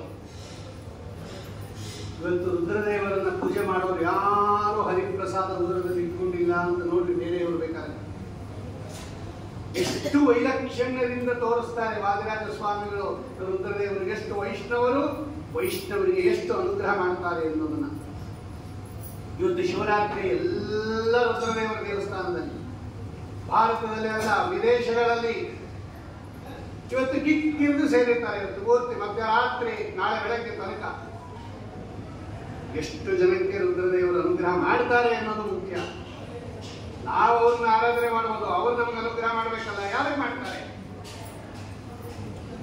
ಅವರೇ ಹೇಳುತ್ತಾರೆ. ಗೋಕರ್ಣ ಕ್ಷೇತ್ರವನ್ನು ವರ್ಣನೆ ಮಾಡುವಾಗ ಹೇಳುತ್ತಾರೆ, ಆಚಾರ್ಯ ಹೇಳಿದ್ರು ಮೊನ್ನೆ ಎಲ್ಲ ತೀರ್ಥ ಪ್ರಬಂಧ ನಾವು ವರ್ಣನೆ ಮಾಡೋ ಕಾಲಕ್ಕೆ, ಯಾರ ಹೃದಯದಲ್ಲಿ ಭಗವಂತನಿಗೆ ಅರ್ಪಿತವಾದ ನೈವೇದ್ಯ ಇದೆ ಅವರು ರುದ್ರದೇವರಿಗೆ ಪ್ರೀತಿ ಪಾತ್ರರು. ಯಾಕೆಂದ್ರೆ ಅವರು ತಮ್ಮ ಹೃದಯದಲ್ಲಿ, ತಮ್ಮ ಕುಕ್ಷಿಯಲ್ಲಿ ಭಗವಂತನಿಗೆ ಅರ್ಪಿತವಾದ ನೈವೇದ್ಯ ಇಟ್ಕೊಂಡಿದ್ದಾರೆ. ಯದರ್ಪಿತಂ ಯದಾಸ್ವಾದಿತಂ ಕುಕ್ಷೌ ಯತ್ತಪಸೆ ಕಗಿಂ ಪಟಿಂ ಕಟಿತಕಿಂ. ಕೃಷ್ಣ ಧಾರಣೆ ಮಾಡಿದಾರಲ್ಲ ಮೃಗಚರ್ಮ ಬರದರ, ಅದಕ್ಕೋಸ್ಕರ ಅವರು ರುದ್ರದೇವರು ಧ್ಯಾನ ಮಾಡ್ತಾ ಕೂತಿದ್ದಾರೆ, ತಪಸ್ಸು ಮಾಡ್ತಾ ಕೂತಿದ್ದಾರೆ. ಆಚಾರ್ಯರು ಅನುವ್ಯಾಖ್ಯಾನದಲ್ಲಿ ಬರೀತಾರೆ, ಆ ಶ್ಲೋಕವನ್ನು ಉದಾಹರಣೆ ಮಾಡಿ ಹೇಳುತ್ತಾರೆ. ಅವರು ರುದ್ರದೇವರು ಭಗವಂತನ ಎದುರಿಗೆ ತಪಸ್ಸು ಮಾಡ್ತಾ ಇರೋದು, ಭಗವಂತನ ಪ್ರೀತ್ಯರ್ಥವಾಗಿ ತಪಸ್ಸು ಮಾಡ್ತಾ ಇರೋದು. ನೀಲಲೋಹಿತ ಶಬ್ದವಾಚ್ಯರಾಗಿರ್ತಕ್ಕಂತಹ ರುದ್ರದೇವರು, ಅದಕ್ಕೋಸ್ಕರ ಅವರು ಅಜಿನ ಧಾರಣೆ, ಮೃಗ ಚರ್ಮ ಧಾರಣ, ಅಲ್ಲಿಗೆ ಕಟಿಗೆ ಭಗವಂತನ ಸಂಬಂಧ, ಉದರಕ್ಕೆ ಭಗವಂತನ ಸಂಬಂಧ, ಪಾದೋ ಯತ್ಪುರ ಚಾರಿಣವು, ಸದಾ ಭಗವಂತನ ಕ್ಷೇತ್ರಗಳಿಗೆ ಸಂಚಾರ ಮಾಡ್ತಿರ್ತಾರಂತೆ ರುದ್ರದೇವರು. ತಲೆಯಿಂದ ಹಿಡಿದು ಕಾಲ ತನಕ ಭಗವಂತನ ಸಂಬಂಧ ಇದೆ ಮಹಾರುದ್ರದೇವರಿಗೆ, ಸರ್ವದಾ ಇದೆ. ಅದಕ್ಕೆ ಈ ರುದ್ರದೇವರು ತತ್ಕಿಂಕರ ಶಂಕರ ಶಂಕರ ಕಿಂಕರ. ಮೊದಲೇ ಹೇಳ್ತಾರೆ, ಈ ಶಂಕರ ಇದಾರಲ್ಲ ಪರಮಾತ್ಮನ ಕಿಂಕರ, ಸೇವಕರು. ಎಷ್ಟು ಧೀಮಂತವಾಗಿ ಹೇಳ್ತಾರೆ ನೋಡಿ. ಆ ಕಾಲಕ್ಕೆ 600 ವರ್ಷದ ಹಿಂದೆ ಆಡಿದ ಮಾತು ಇದೆಲ್ಲ ವಾದರಾಜ ಸ್ವಾಮಿಗಳು. ಆ ಕಾಲಕ್ಕೆ ಪ್ರಾಬಲ್ಯ ಇದ್ದ ಕಾಲ ಇಷ್ಟಾಗಿ ಆ ಮತಕ್ಕೆ ಗೋಕರ್ಣ ಕ್ಷೇತ್ರಕ್ಕೆ ಹೋದರು ವಾದರಾಜ ಸ್ವಾಮಿಗಳು. ತೀರ್ಥ ಪ್ರಬಂಧದಲ್ಲಿ ಸಂಚಾರ ಮಾಡ್ತಾ ಮಾಡ್ತಾ ಪಶ್ಚಿಮ ಪ್ರಬಂಧದಲ್ಲೇ ಇದೆ ಪ್ರಾರಂಭದಲ್ಲಿ. ಗೋಕರ್ಣ ಮಹಾಬಲೇಶ್ವರ ರುದ್ರದೇವರೇನಿದ್ದಾರೆ, ಯಾಕಲ್ಲಿ ಬಂದು ನೆಲೆಸಿದ್ರು ಗೋಕರ್ಣ ಕ್ಷೇತ್ರದಲ್ಲಿ. ವಿಚಿತ್ರವಾದ ಶೈಲಿ ವಾದರಾಜ ಸ್ವಾಮಿಗಳು. ಅವರೊಬ್ಬರಿಗೆ ನೋಡ್ರಿ ಏನು ಅನುಗ್ರಹ ಮಾಡಿಬಿಟ್ಟಿಯಾನೆ ಹಯಗ್ರೀವ ದೇವರು. ಹಯಸ್ಯ ನಾಸಾಪಿಕ ಜಾತ ವಾತ ವಿಘಾತ ಧೂತ ಅಗ ಪಲಾನ ಜಾತ. ಹೆಮ್ಮೆಯಿಂದ ಹೇಳ್ಕೊತಾರೆ ವಾದರಾಜ ಸ್ವಾಮಿಗಳು. ಒಂದು ಚೂರು ಪಾಪ ಇಲ್ಲ ನನ್ನಲ್ಲಿ. ಹೈಗ್ರೀವ ದೇವರ ಅನುಗ್ರಹದಿಂದ ಎಲ್ಲ ಜೊಳ್ಳು ತೂರೋಗಂಗೆ ತೂರೋಗಿದೆ.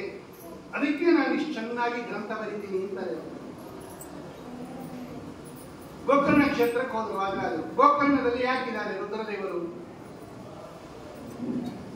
ಭದ್ರಾಜರು ಹೇಳ್ತಾರೆ, ಗೋಕರ್ಣ ಇದೆಯಲ್ಲ, ಗೋಕರ್ಣ ಕ್ಷೇತ್ರ ಅದು ಭೂಮಿಗೆ ಕಿವಿಯ ಭಾಗ.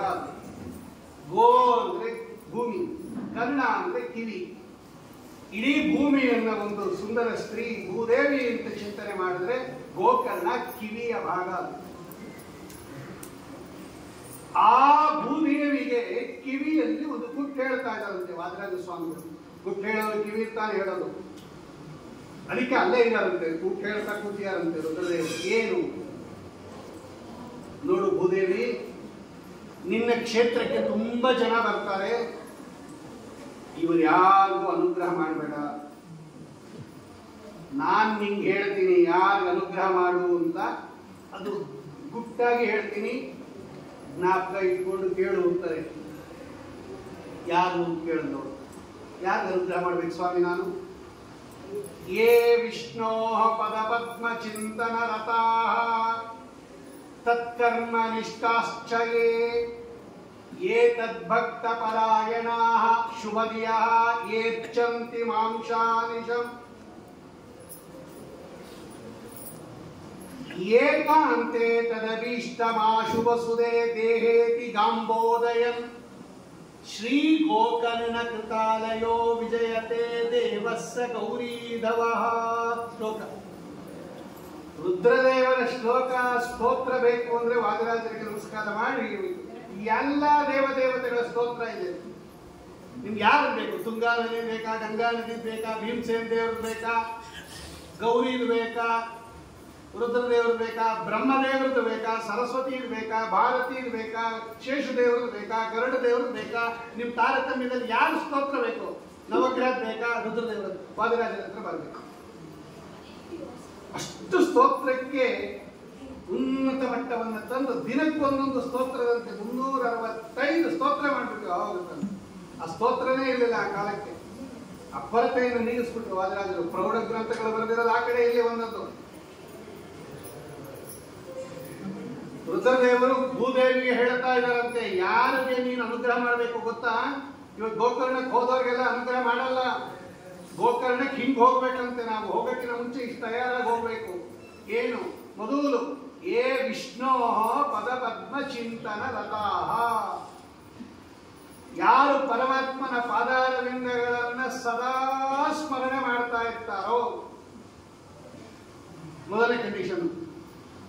ತತ್ಕರ್ಮ ನಿಷ್ಠಾಶ್ಚಯೇ, ತತ್ಕರ್ಮ ಆ ಭಗವಂತನಿಗೆ ಸಂಬಂಧಪಟ್ಟ ಕರ್ಮ ಅಥವಾ ಭಗವಂತನಿಂದ ಉಪದೇಶ ಮಾಡಿಸಲ್ಪಟ್ಟ ಕರ್ಮ. ಅರ್ಥಾತ್ ಏಕಾದಶ್ಯಾದಿ ಉಪವಾಸ, ವಿಷ್ಣು ಪಂಚಕ, ಚಾತುರ್ಮಾಸ್ಯ, ದೊಡ್ಡ ದೊಡ್ಡ ವ್ರತಗಳು, ವಿಷ್ಣು ಸಂಬಂಧವಾದ ಪಯೋವ್ರತ ಮೊದಲಾದ ವ್ರತಗಳು. ತತ್ಕರ್ಮ ನಿಷ್ಠಾಶ್ಚಯೇ ಯೇ ತತ್ಕರ್ಮನಿಷ್ಠಾಃ. ಎರಡನೇದು ಮೊದಲು ಪದಪದ್ಮ ಚಿಂತನ ರತಾಃ, ಅವನ ಪಾದಾರವಿಂದಗಳನ್ನು ಚಿಂತನೆ ಮಾಡ್ತಾ ಇರಬೇಕು. ಆಚಾರ್ಯ ಹೇಳದಂಗೆ ಕುರುಭುಂಕ್ಷ ಚ ಕರ್ಮ ನಿಜಂ ನಿಯತಂ ಹರಿಪಾಲ ವಿನಮ್ರತೆಯ ಸತತಂ ತದಲಂಬಹುಲೋಕ ವಿಚಿಂತನೆಯ ಪ್ರವಣಂ ಕುರು ಮಾನಸ ನೀಶ ಪದೇ. ಹಂಗೆ ಯಾರು ಭಗವಂತನ ಪಾದಾರವಿಂದಗಳನ್ನು ಚಿಂತನೆ ಮಾಡ್ತಾ ಇರ್ತಾರೆ, ತತ್ಕರ್ಮ ನಿಷ್ಠಾಶ್ಚಯೇ, ಆ ಭಗವಂತನ ಕರ್ಮದಲ್ಲಿ ನಿಷ್ಠೆ ಇರಬೇಕು. ಏಕಾದಶಾದಿ ಉಪವಾಸಗಳಲ್ಲಿ, ಚತುರ್ಮಾಸ್ಯಾದಿ ವ್ರತಗಳಲ್ಲಿ ಯಾರಿಗೆ ನಿಷ್ಠೆ ಇದೆ, ಏ ತದ್ಭಕ್ತ ಪರಾಯಣಾಃ, ತದ್ಭಕ್ತ ಪರಾಯಣಾಃ. ತತ್ಶಬ್ದದಿಂದ ವಾಚ್ಯನಾಗಿರೋನು ಭಗವಂತ. ತದ್ಭಕ್ತ ಅಂದ್ರೆ ಭಗವಂತನ ಭಕ್ತರಾದ ವಾಯುದೇವರು. ಪರಾಯಣಾಃ ಜೀವೋತ್ತಮತ್ವೇನ ಅವರ ಆಶ್ರಯ, ಮುಖ್ಯಾಶ್ರಯನೇ ನಮಗೆ. ಯಾರು ವಾಯುದೇವರನ್ನ ಜೀವೋತ್ತಮ ಅಂತ ತಿಳ್ಕೊಂಡಿದ್ದಾರೋ, ಶುಭದಿಯ, ಯಾವಾಗಲೂ ಶುಭ ಚಿಂತನೆಯನ್ನ ಯಾರು ಮಾಡ್ತಾ ಇರ್ತಾರೋ, ಯಾವಾಗಲೂ ಸಾತ್ವಿಕ ಚಿಂತನೆಯನ್ನ ಯಾರು ಮಾಡ್ತಾ ಇರ್ತಾರೆ, ಏ ಅರ್ಚಂತಿ ಮಾಂ ಚ ಅನಿಶಂ, ಮಾಂ ಅರ್ಚಂತಿ ಅನಿಶಂ, ಯಾರು ನನ್ನನ್ನು ಕೂಡ ಪೂಜೆ ಮಾಡ್ತಾರೋ ಇವರಿಗೆ ಏಕಾಂತೆ ತದೀಷ್ಟಮಾಶು ವಸುದೇ ದೇಹೇತಿ ಗಾಂಬೋದಯನ್. ಎಂತ ಕಂಡೀಷನ್ ರೀ ಇದು ಹೇಳಬೇಕಾದ್ರೆ ವಾದಿರಾಜರಿಗೆ ಎಷ್ಟು ಧೀಮಂತ ಶಕ್ತಿ ಇರಬೇಕು. ಗೋಕರ್ಣದಲ್ಲಿ ತುಂಬಿಕೊಂಡಿರೋರೆಲ್ಲ ಇದಕ್ಕೆ ಆಪೋಸಿಟ್ ಆಗಿರೋರೆ. ನೋಡ್ರಿ ಸಿಗತ್ತಾ ಇವತ್ತು? ಯಾರು ವಿಷ್ಣು ಪದಪದ್ಮ ಚಿಂತನ ರಥ ಯಾರಿದ್ದಾರೆ? ಏಕಾದಶಿಯಾದ ವ್ರತಗಳನ್ನು ಮಾಡೋರು ಯಾರಿದ್ದಾರೆ? ವಾಯು ಜೀವೋತ್ತಮ ಹೇಳತಕ್ಕಂಥವ್ರು ಯಾರಿದ್ದಾರೆ? ಅಲ್ಲಿ ಅರ್ಚಂತಿ ಮಾಂಶಾಂಶ ಅದು ಅರ್ಚನೆ ಮಾಡಿಬಿಡ್ತಾರೆ. ಎಲ್ಲಿ ಹಾಕೊಂಡಿದ್ದಾರೆ ಅವರು? 4ನೇದ್ರಲ್ಲಿ ಹಾಕೊಂಡಿರೋದು ಅರ್ಚಂತಿ ಮಾಂ ಅನಿಶಂ. ಮೊದಲು ಯಾರನ್ನು ಹಾಕಿದ್ರು? ತಾರತಮ್ಯದಲ್ಲೇ ಹಾಕಿದ್ದಾರೆ ಅವರು. ವಿಷ್ಣು ಪದಪದ್ಮ ಚಿಂತನ ರಥ ತದ್ಭಕ್ತ ನಿಷ್ಠಾಶ್ಚ ಅರ್ಚಂತಿ ಮಾಂ ಚ ಅನಿಶಂ ಏಕಾಂತೆ ತದಭೀಷ್ಟಮಾಶು ವಸುದೇ ತದಭೀಷ್ಟಮಾಶು ವಸುದೇ ದೇಹಿ ಇತಿ ಏಕಾಂತೆ ಗಾಂಬೋದಯನ್ ಶ್ರೀ ಗೋಕರ್ಣ ಕೃತಾಲಯೋ ವಿಜಯತೆ ದೇವಃ ಸಹ ಗೌರೀದವ. ಅಲ್ಲಿರ್ತಕ್ಕಂಥ ಪಾರ್ವತಿಗೆ ಗೌರಿ ಅಂತಾನೆ ಹೆಸರು, ತಾಮ್ರಗೌರಿ ಅಂತಾನೆ ಹೆಸರು, ಗೌರೀದವ. ಅದಕ್ಕೆ ವ್ಯಾಖ್ಯಾನಕಾರರು ಬರೀತಾರೆ ಪಾರ್ವತಿಯನ್ನು ವರ್ಣನೆ ಮಾಡದೆ ಬಿಟ್ಬಿಟ್ಟಿದ್ದಾರೆ. ಅಲ್ಲಿ ಏನಾಗಿದೆ, ಗೋಕರ್ಣ ಕ್ಷೇತ್ರದಲ್ಲಿ ವಾದರಾಜರು ವರ್ಣನೆ ಮಾಡುವಾಗ ಗೋಕರ್ಣೇಶ್ವರನನ್ನ ವರ್ಣನೆ ಮಾಡಿದ್ದಾರೆ, ಮಹಾಬಲೇಶ್ವರನನ್ನ. ಒಂದು ಶ್ಲೋಕದಲ್ಲಿ ಗಣಪತಿಯನ್ನ ವರ್ಣನೆ ಮಾಡಿದ್ದಾರೆ, ದುಷ್ಟಾನ ವಿಘ್ನಕರ್ತ. ತಂದೆಯನ್ನ ವರ್ಣನೆ ಮಾಡಿ, ಮಗನನ್ನ ವರ್ಣನೆ ಮಾಡಿ, ಪಾರ್ವತಿಯನ್ನೇ ಬಿಟ್ಟುಬಿಟ್ರಲ್ಲ ಅಂತ ಯಾರು ಆಕ್ಷೇಪ ಮಾಡಬೇಡ್ರಿ. ಗೌರೀಧವ ಆ ಶಬ್ದ ಇದೆಯಲ್ಲ, ಗೌರೀಧವ, ಅಲ್ಲಿರ್ತಕ್ಕಂತಹ ಪಾರ್ವತಿಗೆ ತಾಮ್ರ ಗೌರಿ ಅಂತಾನೆ ಹೆಸರು, ಗೌರಿ ಅಂತಾನೆ ಹೆಸರು. ಅಲ್ಲಿ ಮಹಾಬಲೇಶ್ವರದಲ್ಲಿರ್ತಕ್ಕಂಥ ಪಾರ್ವತಿಗೆ ಗೌರೀಧವ ಅಂತ ಹೇಳುವುದರ ಮೂಲಕ ರುದ್ರದೇವರನ್ನೇ ಪಾರ್ವತಿಪತಿ ಅಂತ ಹೇಳುವುದರ ಮೂಲಕ ಪಾರ್ವತಿಗೂ ನಮಸ್ಕಾರ ಮಾಡಿಬಿಟ್ಟಿದ್ದಾರೆ ಅಂತ ಬರೀತಾರೆ ಅವರು.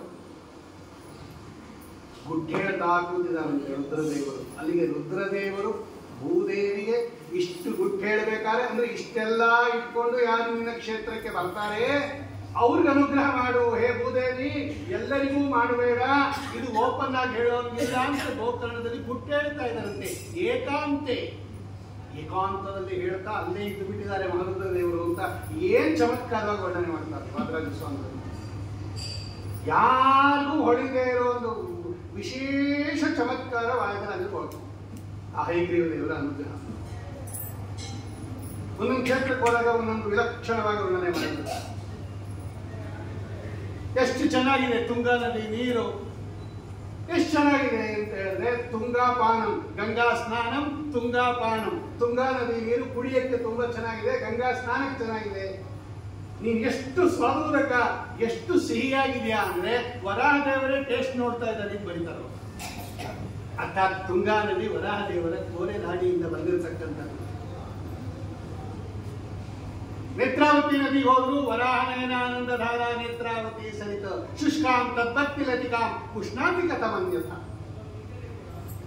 ಯಾಕೆ ವಾದರಾಜರ ಕಥೆ ಹೇಳ್ತಾ ಇದ್ದೀನಿ ಅಂದ್ರೆ ರುದ್ರದೇವರ ಸರಿಯಾದ ಪರಿಚಯ ಮಾಡಿಸ್ಕೊಟ್ಟಿದ್ದಾರೆ, ಎಲ್ಲರಿಗೂ ಅರ್ಥ ಆಗೋಂಗೆ. ಬೇರೆ ಮಹನೀಯರೆಲ್ಲ ಬರೆದಿದ್ದಾರೆ, ವೇದ ಇದೆ, ಉಪನಿಷತ್ತಿದೆ, ಸೂತ್ರ ಇದೆ, ಪತ್ಯುರಸಾಮಂಜಸ್ಯ ರುದ್ರದೇವರಿಗೆ ಸಂಬಂಧಪಟ್ಟಂತೆ ಸೂತ್ರ ಇದೆ. ಸಂಬಂಧ ಅನುಪವತ್ತೇ ಹೇ ಓಂ. ರುದ್ರದೇವರನ್ನ ನಿಂದನೆ ಮಾಡುವುದರ ಮೂಲಕ ಸ್ತೋತ್ರ ಮಾಡ್ತಾ ಇದ್ದಾರೆ. ರುದ್ರದೇವರು ಸರ್ವೋತ್ತಮ ಅಲ್ಲ, ರುದ್ರದೇವರು ಜಗತ್ಕರ್ತರಲ್ಲ. ಅಸಾಮಂಜಸ್ಯ ಸೂತ್ರ ಹೇಳುತ್ತೆ, ಬರೀತಾರೆ ವಾದರಾಜ ಸ್ವಾಮಿಗಳು ಸರಸ್ವತಿ ವಿಲಾಸದಲ್ಲಿ. ಪರಿಶುದ್ಧ ತ್ರಯಕ್ಕೇವರಲ್ಲ ರುದ್ರದೇವರು ಸರ್ವೋತ್ತಮ ಇಲ್ಲಿಂದ ಬರ್ತಾರೆ. ಆದರೆ ಆ ರುದ್ರದೇವರನ್ನ ನಮಗೆ ಪೂಜೆ ಹೇಗೆ ಮಾಡಬೇಕು ಅನ್ನೋದನ್ನು ತೋರಿಸ್ಕೊಟ್ಟಿರ್ತಕ್ಕಂತಹ ಮಹನೀಯರು ಎಲ್ಲ ಗ್ರಂಥದಲ್ಲಿ ಆ ಕಾಲಕ್ಕೆ ಅಷ್ಟು ವಿರೋಧ ಇದ್ದರೂ ಕೂಡ ಸುಂದರವಾಗಿ ತೋರಿಸ್ಕೊಟ್ರು. ಬೇರೆಯವರು ಹೆಂಗೆ ಪೂಜೆ ಮಾಡ್ತಾರೆ ನಮ್ಗೆ ಬೇಡ, ನಾವಲ್ಲಿ ಸರಿನೋ ತಪ್ಪೋ ಅಂತ ಡಿಸೈಡೋ ಮಾಡೋದು ಬೇಡ. ನಾವು ಹೆಂಗೆ ಪೂಜೆ ಮಾಡಬೇಕು ಮಹಾರುದ್ರ ದೇವರನ್ನ. ಇವತ್ತು ಮಹಾಶಿವರಾತ್ರಿ ದಿವಸ ನಾವು ರುದ್ರದೇವರ ಅನುಗ್ರಹಕ್ಕೆ ಪಾತ್ರರಾಗಬೇಕಾದರೆ ನಾವು ಅವ್ರನ್ನ ಹೇಗೆ ಪೂಜೆ ಮಾಡಬೇಕು, ನಮ್ಗೆ ಯಾರಾದರೂ ಗೈಡ್ ಮಾಡ್ಬೇಕು ತಾನೆ. ನಾವು ವಾದರಾಜ ಸ್ವಾಮಿ ಮಾಡ್ತೀವಿ, ಬೇರೆಯವರು ಮಾಡಿದ್ದಾರೆ, ವ್ಯಾಸರಾಜರು ಮಾಡಿದ್ದಾರೆ, ಎಲ್ಲರೂ ಮಾಡಿದ್ದಾರೆ, ಆಚಾರ್ಯರೇ ಮಾಡಿದ್ದಾರೆ ತಂತ್ರಸಾರದಲ್ಲಿ.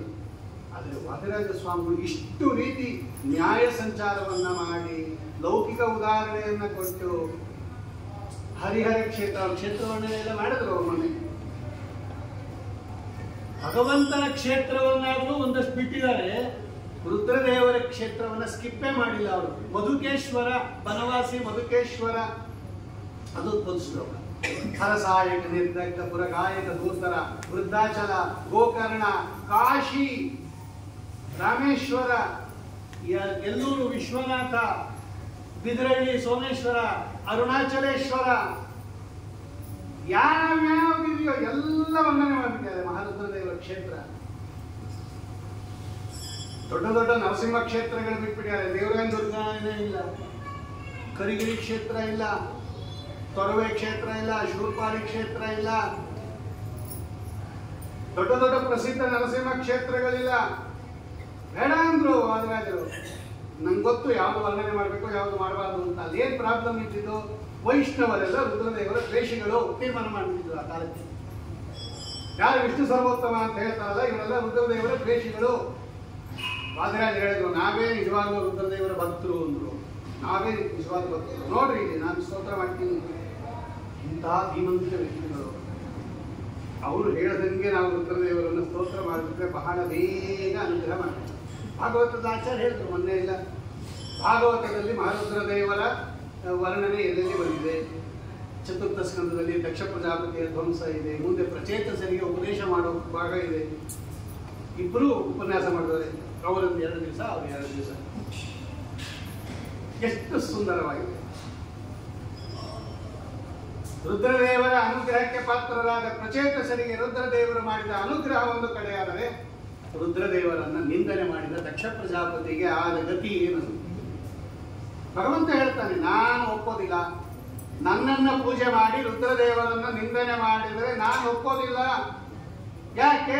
ರುದ್ರದೇವರ ಒಳಗೆ ನನ್ನ ರೂಪ ಇದೆ, ರುದ್ರ ರೂಪದಿಂದ ನಾನಿದ್ದೀನಿ. ಬ್ರಹ್ಮಣಿ ಬ್ರಹ್ಮರೂಪೋಸೋ ಶಿವರೂಪಿ ಶಿವೇ ಸ್ಥಿತ.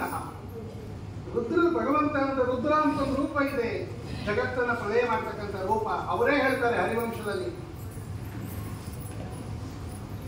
ನೀನೇನಾದ್ರೂ ರುದ್ರದೇವರಿಗೆ ಅವಮಾನ ಮಾಡಿದ್ರೆ ಅದು ಒಳಗಡೆ ಇರೋ ಭಗವಂತ ನನ್ನ ರೂಪವನ್ನು ಮಾಡ್ಬೇಕಾಗತ್ತೆ ದಕ್ಷ.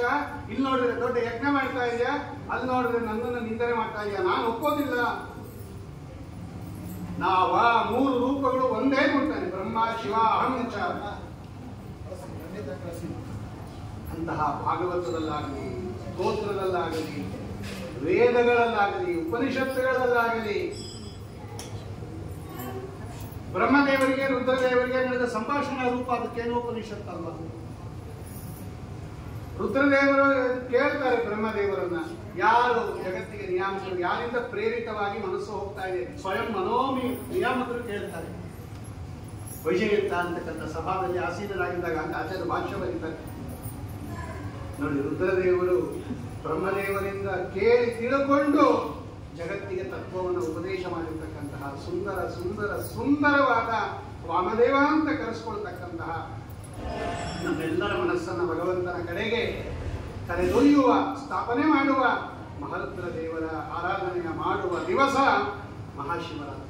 ಪ್ರತಿ ಮಾಸ ಶಿವರಾತ್ರಿ ಅಂತ ಪ್ರತಿ ಮಾಸದಲ್ಲೂ ಬರುತ್ತೆ. ಇದಕ್ಕೆ ಇದು ಮಹಾಶಿವರಾತ್ರಿ ಅಂತ ಕರೀತಾರೆ ಮಾಘ ಮಾಸದಲ್ಲಿ.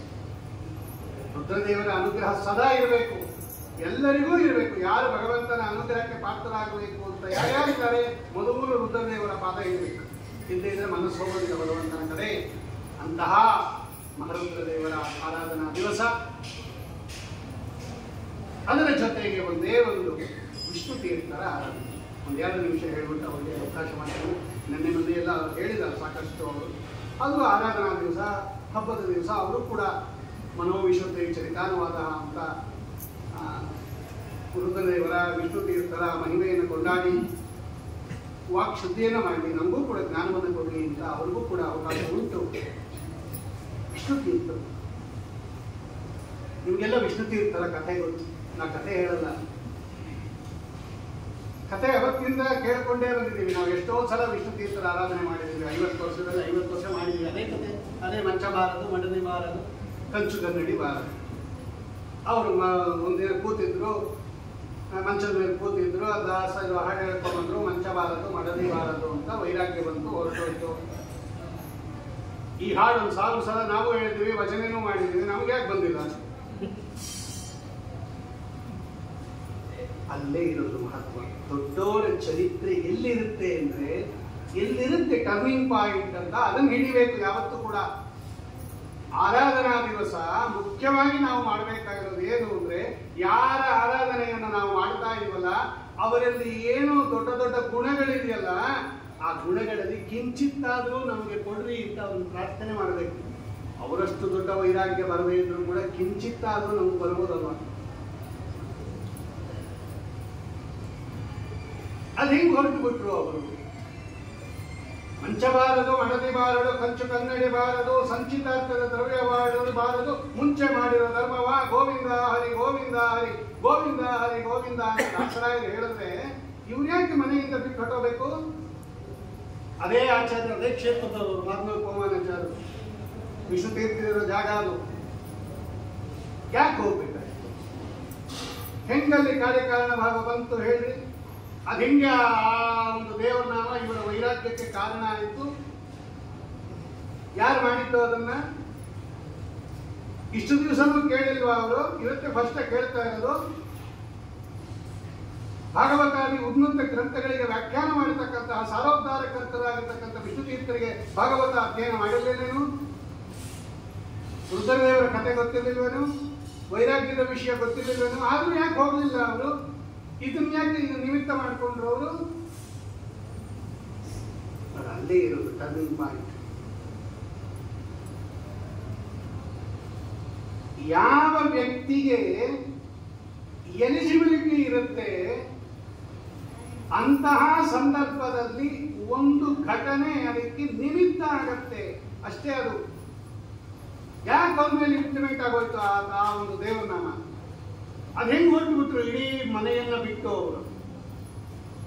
ಒಂದು 5 ನಿಮಿಷ ಪುರಾಣಕ್ಕೆ ಬನ್ನಿ ಅಂದ್ರೆ ಮನೆ ಬಿಟ್ಟು ಬರಕ್ಕಾಗಲ್ಲ ನಮಗೆ ಅಂತಾರೆ. ಏನ್ ಪರ್ಮನೆಂಟ್ ಆಗಿ ಬಿಡ್ರಿ ಏನಿಲ್ಲ, ತಿರ್ಗಾ ನಿಮ್ಮನ್ನ ಮನೆಗೆ ಕಳಿಸ್ತೀವಿ ಪುರಾಣದ ಆಚಾರ.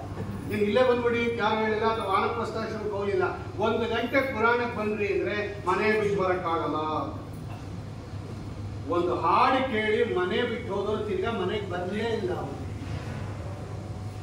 ಅರಣ್ಯಕಾಚಾರ್ಯರು ಅಂತ ಅರಣ್ಯದಲ್ಲಿ ಸಂಚಾರ ಮಾಡಿ ಟೀಕಾಕೃತ್ಪಾದರ ಅಣತಿಯಂತೆ ಆ ಮಾದನೂರು ಗ್ರಾಮದಲ್ಲಿ ನೆಲೆಸಿ ಅಲ್ಲೇ ಪಾಠ ಪ್ರವಚನ ಮಾಡ್ತಾ ಸುಧಾಮಂಗಳ ಮಾಡಿ ಆಮೇಲೆ ವಿಷ್ಣು ತೀರ್ಥರಾಗಿ ಹಂಗೆ ಇವತ್ತು ಬೃಂದಾವನ ಪ್ರವೇಶ ಮಾಡೇ ಬಿಟ್ಟರು, ವಾಪಸ್ ಬರಲೇ ಇಲ್ಲ ಅವರು. ಯಾಕೆ? ಅದು ಹೆಂಗೆ ಆ ವೈರಾಗ್ಯಕ್ಕೆ ಕಾರಣ ಆಯ್ತದು? ಭಾಗವತ ಉತ್ತರ ಕೊಡುತ್ತೆ ಅಲ್ಲಿ ನೋಡ್ರಿ. ಭಾಗವತ ಸಾರೋದ್ಧಾರಕಾರರು ಭಾಗವತವನ್ನ ಹೆಂಗೆ ಆಲದು ಒಳಗಡೆ ಇಟ್ಕೊಂಡಿರ್ತಾರೆ. ಬರೀ ಕೇಳೋದಲ್ಲ, ಬರೆಯೋದಲ್ಲ, ಹೆಂಗೆ ಜೀವನದಲ್ಲಿ ಅಳವಡಿಸ್ಕೊಂಡಿರ್ತಾರೆ. ಭಾಗವತದಲ್ಲಿ ಶುಕಾಚಾರ್ಯರು ಹೋದಾಗ, ಶುಕಾಚಾರ್ಯರು ಯಂ ಪ್ರವರಜಂತ ಮನಪೇತ ಮಮಯಪೇತಮಿದ್ದಾಗ ಅಲ್ಲೊಂದು ಶ್ಲೋಕ ಇದೆ. ತಸ್ಯ ಪುತ್ರೋ ಮಹಾಯೋಗಿ ಸಮದೃಂಗ್ ನಿರ್ವಿಕಲ್ಪಕಃ ಏಕಾಂತಗತಿ ರುದ್ರಃ ಗೂಢಃ ಮೂಢೈವ ಈಯಸೈ. ನಿರ್ವಿಕಲ್ಪಕ ಜ್ಞಾನ ಅನ್ನೋದು ಶುಕಾಚಾರ್ಯರ ಜ್ಞಾನ. ಆಚಾರ್ಯರು ತಾತ್ಪರ್ಯ ನಿರ್ಣಯದಲ್ಲಿ ಬರೀತಾರೆ ಭಾಗವತದಲ್ಲಿ. ಅದು ಹೆಂಗೆ ಶುಕಾಚಾರ್ಯರು ಹೊರಟರು ಅಂತ ಕೇಳ್ತಾರೆ ಅವರು. ತಸ್ಯ ಪುತ್ರೋ ಮಹಾಯೋಗಿ ಸಮದೃಂಗ್ ನಿರ್ವಿಕಲ್ಪಕ. ಶುಕಾಚಾರ್ಯರು ಹೆಂಗೆ ಮನೆ ಬಿಟ್ಟು ಬಂದ್ಬಿಟ್ರು? ವಿಷ್ಣು ತೀರ್ಥರು ಹೆಂಗೆ ಮನೆ ಬಿಟ್ಟು ಬಂದ್ಬಿಟ್ರು? ಇದೇ ಶುಕಾಚಾರ್ಯರೇ ರುದ್ರದೇವರು, ಅವ್ರದೇ ಕಥೆ ಅದು. ಸಮದೃಕ್ ಅಲ್ಲಿದೆ ಉತ್ತರ. ನಿರ್ವಿಕಲ್ಪಕ ಜ್ಞಾನ ಅಂದ್ರೇನು? ಮದೀಯಂ ತದೀಯಂ ಇತಿ ಭೇದಂ ಅಪಹಾಯ ಸರ್ವಂ ಈಶ್ವರಾಧೀನಮಿತಿ ವಿಜ್ಞಾಯ ಸ್ಥಿತಃ. ಆಚಾರ್ಯ ಬರ್ತಾರೆ.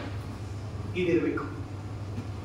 ಇದಿತ್ತು ವಿಷ್ಣು ತೀರ್ಥರಿಗೆ. ವಿಷ್ಣು ತೀರ್ಥರು ಮನೆಯಲ್ಲಿ ಹೆಂಗಿದ್ರಪ್ಪ ಅಂದ್ರೆ, ಮನೆಯಲ್ಲೇ ಇದ್ರೂ ಕೂಡ, ಮಂಚದ ಮೇಲೆ ಕೂತಿದ್ರು ಕೂಡ, ಉಯ್ಯಾಲೆಯಲ್ಲೇ ಕೂತಿದ್ರು ಕೂಡ, ಹೆಂಡತಿಯನ್ನ ಲೆಕ್ಕ ಮಾಡ್ಕೊಂಡಿದ್ರು ಕೂಡ, ಸಂತಾನ ಪಡೆದಿದ್ರು ಕೂಡ, ಮನೆಯಲ್ಲಿದ್ರು ಕೂಡ ಇದು ನನ್ನದಲ್ಲ ಅಂತಾನೆ ಇದ್ರು ಅವರು ವಿಷ್ಣು ತೀರ್ಥರು. ಅದಕ್ಕೆ ಅವರಿಗೆ ಮನೆ ಬಿಟ್ಟು ಹೋಗೋಕ್ಕೆ ಈಸಿ ಆಗುತ್ತೆ. ಇವತ್ತು ನಾವು ಅಭಿಮಾನದಿಂದ ಮನೆಯಲ್ಲಿದ್ದೀವಿ, ಅದಕ್ಕೆ ಬಿಡೋದು ಕಷ್ಟ ಆಗಿದೆ. ಮನೆಯಲ್ಲಿ ಇರ್ಲಿ ಬೇಡ ಅಂತ ಹೇಳಲ್ಲ, ಅಭಿಮಾನದಿಂದ ಮನೆಯಲ್ಲಿ ಇರ್ಬೇಡ್ರಿ, ಬಿಡೋದು ಕಷ್ಟ ಆಗುತ್ತೆ. ಭಗವಂತನ ಮನೆಯಲ್ಲಿ ನಾವಿದ್ದೀವಿ ಏನ್ರಿ, ಬಿಡೋದು ಈಸಿ ಆಗುತ್ತೆ. ಊಟ ಆಗ್ತಿದ್ದಂಗೆ ಇಲ್ಲಿಂದ ಹೊರಟೋಗ್ತಿರತ್ತಾನೆ ಎಲ್ಲ, ಯಾರು ಇಲ್ಲೇ ಇರಲ್ಲ.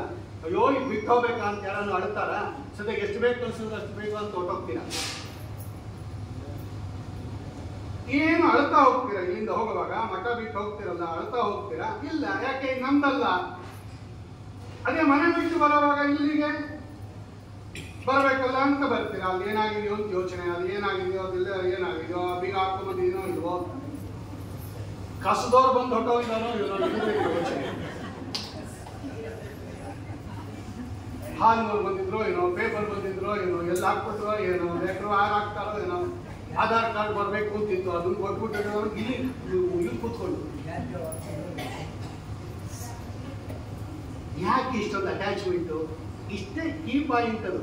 ವಿಷ್ಣು ತೀರ್ಥರು ಹೆಂಗೆ ಬಿಟ್ಟು ಹೋದ್ರು ಆ ದೇವರ ನಾಮ ಕೇಳಿ, ಇದೊಂದು ತಿಳ್ಕೊಂಡ್ರೆ ನೋಡಿ ವಿಷ್ಣು ತೀರ್ಥರ ಅನುಗ್ರಹ ಆಗುತ್ತೆ. ಅವ್ರು ಹಂಗೆ ಬದುಕಿ ಬಾಳ್ದವರು, ಮನೆಯಲ್ಲೇ ಇದ್ರು ಕೂಡ ಹಂಗಿದ್ರು.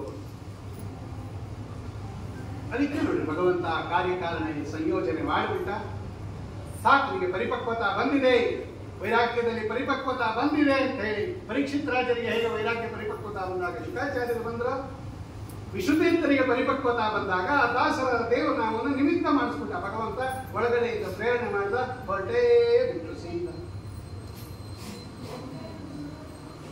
ಈ ದೊಡ್ಡ ಗುಣವನ್ನ ನಾವು ಜೀವನದಲ್ಲಿ ಅಳವಡಿಸ್ಕೋಬೇಕು. ಇದು ನಾನು ಹೇಳಿದ್ದೀನಿ ಅಂತ ತಿಳ್ಕೊಬಿಡ್ಬೇಡ್ರಿ. ಇದೇ ವಿಷ್ಣು ತೀರ್ಥರು ಅಧ್ಯಾತ್ಮ ರಸರಂಜಿನಿ ಸುಂದರವಾದ ಒಂದು ಗ್ರಂಥ ಬರ್ತದೆ. ಅದರಲ್ಲಿ ಅವರೇ ಬರೀತಾರೆ. 4ನೇ ಶ್ಲೋಕ ತೆಗೆದು ನೋಡಿ.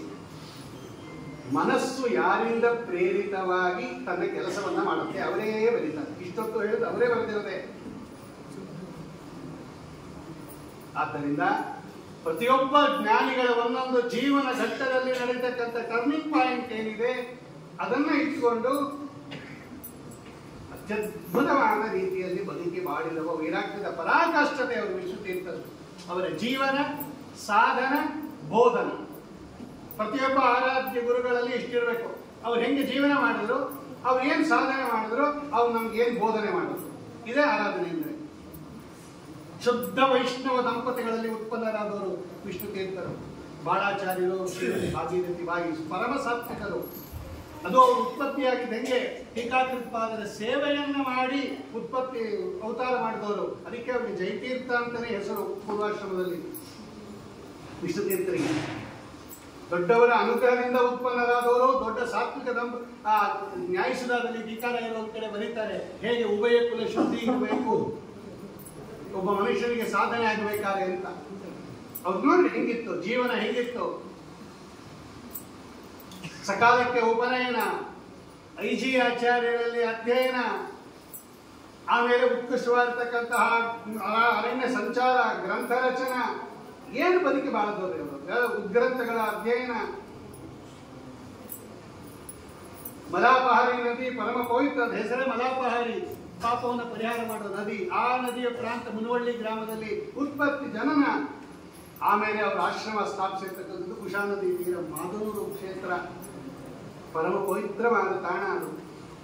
ಜೀವನ, ಸಾಧನೆ, 10 ಬಾರಿ ನ್ಯಾಯಸುಧಾ ಪಾಠ ಹೇಳಿ ಮಂಗಳ ಮಾಡಿರ್ತಕ್ಕಂಥವರು, ಪ್ರತಿದಿನ ಸುಮಧುರ ವಿಜಯ ಪಾರಾಯಣ ಮಾಡ್ತಾ ಇರ್ತಕ್ಕಂಥವ್ರು, ದೊಡ್ಡ ಹುಡುಗರಿಗೆ ಶಿಷ್ಯರಿಗೆ ಪಾಠ ಹೇಳ್ಕೊಟ್ಟಿರ್ತಕ್ಕಂಥವ್ರು. ಸಾಧನೆ, ವಿರಕ್ತ ಶಿಖಾಮಣಿಗಳು, ಏನೇನೋ ಅಪೇಕ್ಷೆ ಪಡ್ತಾ ಇರಲಿಲ್ಲ. ಆ ಕಾಲಕ್ಕೆ ಭಗವಂತ ಪರಮತ ಪರಮಾನ್ನಂ ಪ್ರಾಪ್ಯಮೇವ ಅಪ್ರಯಾಸ, ಏನು ಪ್ರಯತ್ನ ಪಡದೆ ಜೀವನ ಮಾಡಿದವರು. ಸಾಧನೆ, ನ್ಯಾಯಸುಧಾಕ್ಕೆ ಟಿಪ್ಪಣಿ ಬರೀಬೇಕಾದ್ರೆ ಯಾವ ಮಟ್ಟದವರಾಗಿರ್ಬೇಕು ಲೆಕ್ಕ ಬರೆಯೋರು. ನ್ಯಾಯಸುಧಾ ಓದಿದ್ರೆ ಸಾಕು, ಮಂಗಳ ಮಾಡಿದ್ರೆ ಸಾಕು, ಶಾಲೋ ಬಂದ್ಬಿಡ್ತೀವಿ ನಾವು. ಎಂತ ಸುಂದರ ಒಂದು ನ್ಯಾಯಸುಧಾ ಟಿಪ್ಪಣಿ, ರಸರಂಜಿನಿ. ಇದು ಸಾಧನೆ.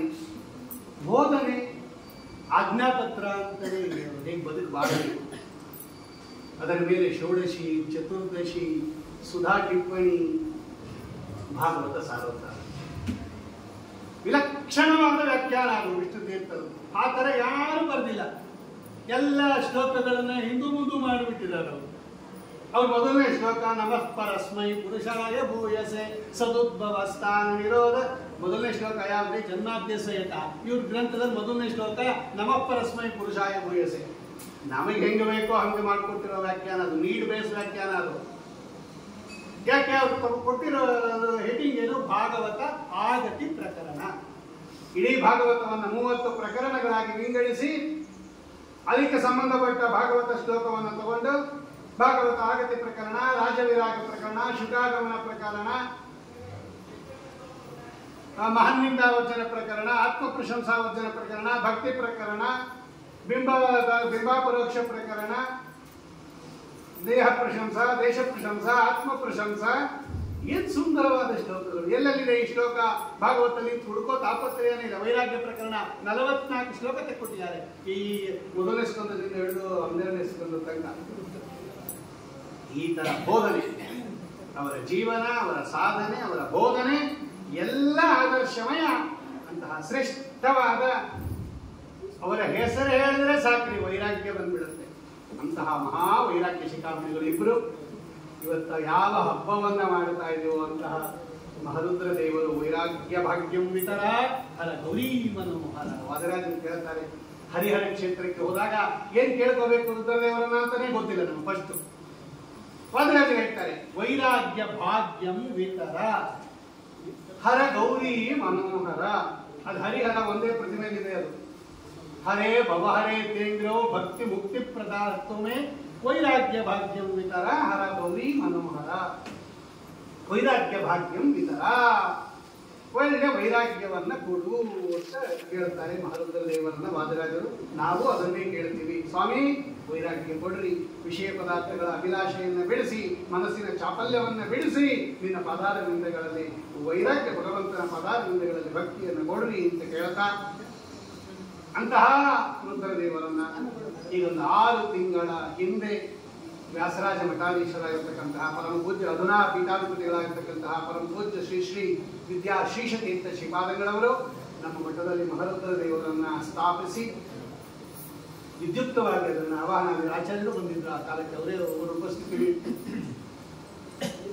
ತನ್ನ ಸನ್ನಿಧಾನವನ್ನ ಇಟ್ಟು ವಿಶೇಷವಾಗಿ ಅಲ್ಲಿ ನರಸಿಂಹದೇವರ ಸನ್ನಿಧಾನದಲ್ಲಿ, ಕುಟಪ್ರಾಣದೇವರ ಸನ್ನಿಧಾನದಲ್ಲಿ ವಾಮದೇವ, ವಾಸುದೇವ, ಪ್ರಾಣದೇವ, ವಾಮದೇವ ಅವರನ್ನೂ ಕೂಡ ಇರಿಸಿ ನಮಗೆ ವಿಶೇಷ ಅನುಗ್ರಹ ಮಾಡಿದ್ದಾರೆ.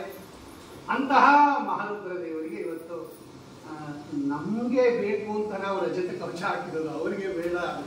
ಅವರು ಮಹಾವೈರಾಗ್ಯ ಶಿಖಾಮಣಿಗಳು. ಮಲೆ ರಜತ ಪರ್ವತಗೆ ಮಣಿಮಯ ಭರಣವೇ ಅಂತಾರೆ ಅವರು. ಅವರಿರೋದೇ ರಜತ ಪರ್ವತ. ಅವರು ಕೈಲಾಸ ಪರ್ವತ, ರಜತ ಪರ್ವತ ಅಲ್ಲೇ ಇದ್ದಾರೆ ಅವರು. ಅವ್ರಿಗೇನು ಬಂಗ ಬೆಳ್ಳಿ ಕವಚ ಎಲ್ಲ ಬೇಡ. ನಮ್ಮ ಪ್ರೀತಿಯ ದ್ಯೋತಕವಾಗಿ, ನಮ್ಮ ಭಕ್ತಿಯ ದ್ಯೋತಕವಾಗಿ ಅವರಿಗೆ ನಾವು ಬೆಳ್ಳಿ ಕವಚ ತೋರಿಸಿದೀವಿ. ಇವತ್ತು ಸೇವಾಕರ್ತರ ಒಂದು ಸೇವೆಯ ಅಭಿಲಾಷೆಯಂತೆ ಮಹರುದ್ರ ದೇವರಿಗೆ ಇವತ್ತು ರಜತ ಕವಚ, ಅಂತರ್ಯಾಮಿಯಾದ ವಾಸುದೇವರಿಗೆ ರಜತ ಕವಚ ಸಮರ್ಪಣ. ಚಮಕ ನಮಕ ವೇದ ಮಂತ್ರಗಳಿಂದ ಕ್ಷೀರಾಭಿಷೇಕ ಏತಾವತ್ ಕಾಲ ಪರ್ಯಂತ ಎಲ್ಲ ನಡೆದಿದೆ.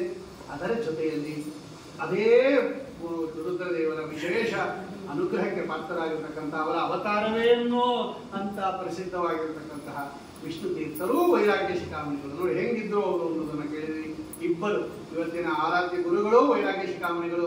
ಇವತ್ತು ಹಬ್ಬ ಯಾರ ದೇವರನ್ನು ಮಾಡ್ತಾ ಇದೀವೋ ಅವನಂತೂ ಮಹಾ ವೈರಾಗ್ಯ ಶಿಖಾಮಣಿಗಳಾಗಿರ್ತಕ್ಕಂತಹ ಆ ರುದ್ರದೇವರ ವಿಷ್ಣು ತೀರ್ಥರ ಅನುಗ್ರಹದಿಂದ ನಮಗೂ ಕೂಡ ವೈರಾಗ್ಯ ಬರಲಿ ಅಂತ ಪ್ರಾರ್ಥನೆ ಮಾಡ್ತಾ, ಉಭಯ ವಿದ್ವಾಂಸರು ಕೂಡ ಒಂದೊಂದು 10 ನಿಮಿಷ ಈ ಪರಮ ಪವಿತ್ರವಾದ ಇದಕ್ಕೆ ಒಂದು 5 ನಿಮಿಷ, ಈಗಲೇ 2 ದಿವಸ ಪೂರ್ತಿ ಹೇಳಿದ್ದಾರೆ.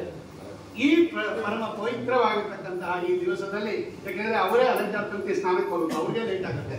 ನಾವೊಂದು ಅರ್ಧ ಗಂಟೆ ಇದ್ರೂ ಪರವಾಗಿಲ್ಲ, ಅವರೇ ಮುಂಚೆ ಕಾರ್ಯಕ್ರಮ 2 ಕಾರ್ಯಕ್ರಮ ಆದ್ದರಿಂದ ಇಬ್ಬರನ್ನೂ ನಾನು ಪ್ರಾರ್ಥನೆ ಮಾಡ್ತೀನಿ. ಈ ಹಬ್ಬದ ದಿವಸ ಮಹರುದ್ರ ದೇವರಿಗೆ ರಜತ ಕವಚ ಸಮರ್ಪಣೆ ಮಾಡಿದ ಅವರ ಸನ್ನಿಧಾನದಲ್ಲೇ ಇಬ್ಬರು ಕೂಡ ಉದ್ದಾಮ ಪಂಡಿತರು. 10 ದಿವಸಗಳ ಕಾಲ ಪ್ರವಚನ ಮಾಡತಕ್ಕಂತಹ ಸಾಮರ್ಥ್ಯ ಇದೆ ನಮ್ಮ ಮಠದಲ್ಲಿ. ಅನೇಕವಾದಿ ಇದ್ದಾರೆ, ಮಾದ್ನೂರು ಪೋಮಾನಾಚಾರ್ಯರು ಮತ್ತು ಕಡಗತ್ತೂರು ಪುರುಷೋತ್ತಮಾಚಾರ್ಯರು. ಈ ಸಂದರ್ಭದಲ್ಲೂ ಕೂಡ ನಮ್ಮನ್ನು ಉದ್ದೇಶಿಸಿ ಮಹರುದ್ರ ದೇವರ ಚರಿತ್ರೆಯನ್ನು ತಿಳಿಸ್ಕೊಳ್ಳಿ ಅಂತ ಪ್ರಾರ್ಥನೆ ಮಾಡ್ತೀವಿ. ಕೇವಲ ಒಂದು 5 ಅದಕ್ಕೆ ನೀವು ಮುಂಚೆನೇ ಕಳಿಸ್ಬಿಟ್ಟಿದ್ದೀರಿ 2 ದಿವಸ.